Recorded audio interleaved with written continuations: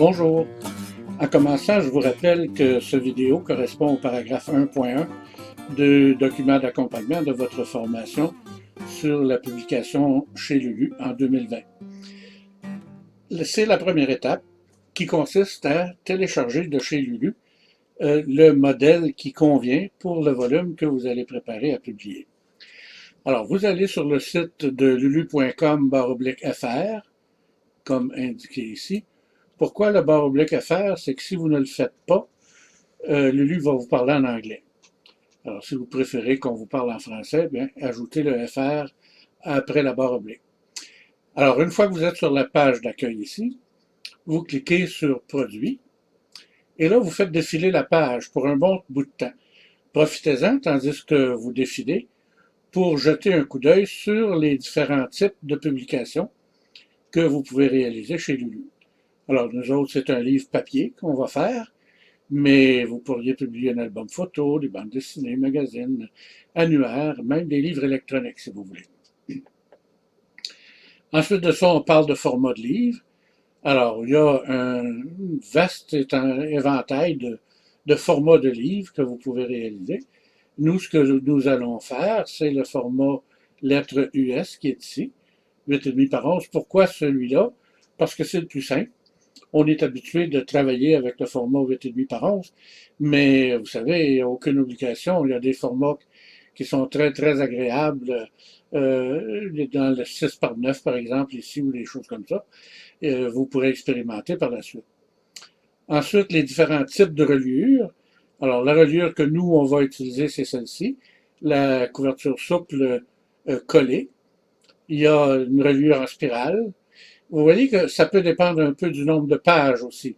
Par exemple, la reliure collée est disponible pour les volumes de 32 à 800 pages. Alors, si vous avez un petit feuillet de 24 pages, par exemple, ben, ça se prête pas tellement, ça se prête pas du tout à ça. Alors, vous pourriez utiliser ce type de reliure-là, ou le type de reliure à agrafe, comme dans le cas d'une revue, par exemple. Ensuite de ça, vous avez les couvertures rigides. Les couvertures rigides avec une couverture, oui, c'est ça, avec une couverture de lin, couverture en tissu. C'est très joli, c'est luxueux pas mal. Et vous arrivez maintenant à ensemble des guides de conception. Alors ici, vous avez la liste de tous les modèles en fonction de la taille de votre volume. Les modèles d'exemples pour Word, par exemple, entre autres. Alors nous, étant donné qu'on va publier un livre en format US Letter, c'est-à-dire 8,5 par 11, je choisis celui-ci et je clique sur téléchargement. Le téléchargement débute. Moi, je vais le placer sur mon bureau. On pourrait le placer dans nos téléchargements aussi, peu importe. Alors moi, je vais le mettre sur mon bureau. Alors, il s'appelle Lulubook Template US Letter.zip. Alors, c'est un dossier compressé. Il me dit qu'il y en a déjà un sur mon bureau. Je vais l'écraser, tout simplement.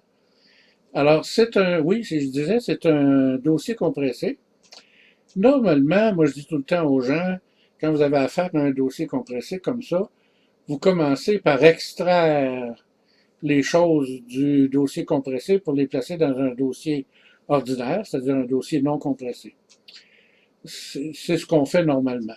On va se payer une petite exemption. Nous, on va l'ouvrir directement ici. Alors, vous voyez, j'ai mon dossier compressé ici. Alors, je vais aller dans Lulu Book Template Letter. Et là, il y a différents dossiers, petits dossiers ici, des sous-dossiers. Adobe PDF Job Options. Ça, on ne s'en servira pas, nous. Des guides pour la création de volumes en PDF. Des modèles des modèles de couverture et des modèles d'intérieur. C'est ce qui nous intéresse, nous. Et nous, on veut le modèle Word. On clique ici. Et notre fichier Word est ici. Je double-clique pour l'ouvrir. Et là, je vous avertis, ça peut prendre un bon moment. La première fois que vous allez ouvrir ce fichier-là, et là, posez-moi pas la question pourquoi, je ne sais pas. Je ne sais pas la réponse à vous donner. mais je connais le truc pour régler le problème. Vous allez voir, je vais vous l'expliquer avec plaisir parce que c'est très désagréable. Ça prend pratiquement 30 à 45 secondes à s'ouvrir, je ne sais pas pourquoi. C'est très très long. Sauf que, quand on va l'avoir ouvert, on va le re-sauvegarder sur notre système à nous, et après ça, ça va être un fichier bien ordinaire qui va s'ouvrir normalement. L'avantage d'utiliser le modèle fourni par Lulu, bon, vous voyez, on l'a. L'avantage d'utiliser le modèle qui est fourni par Lulu, c'est que tous les paramètres sont fixés comme Lulu veut les avoir. On n'a pas à se casser la tête. Il y a des choses un peu particulières. Par exemple, on, on a dit qu'on travaillait dans un format lettres, c'est-à-dire 8,5 par 11. Regardez bien si je vous amène à la mise en page ici. On va aller à la taille de la page, pardon. Je vais ouvrir marge personnalisée ici. Et je vais vous amener au papier. Regardez, il est 8,75. Il n'est pas 8,5 de large, il est 8,75 de large. Il n'est pas 11 de haut, il est 11,25 de pouce de haut. Pourquoi?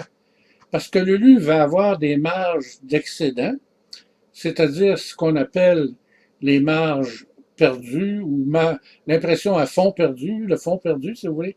C'est-à-dire une page un peu plus large, parce que quand ils ont fini d'imprimer le livre, eux autres, ils vont couper la feuille pour qu'elle ait 8,5 par 11. Alors, c'est ce qui est l'avantage d'utiliser le fichier maître de Lulu. On est sûr d'avoir tous les bons paramètres. Alors, je vous ai dit que j'allais vous montrer comment faire. Alors, je fais maintenant enregistrer sous. Et là, cette fois-là, je vais le sauvegarder sur mon bureau. Sous le nom Lulu US Letter intérieur template.doc. Et mon fichier est sauvegardé.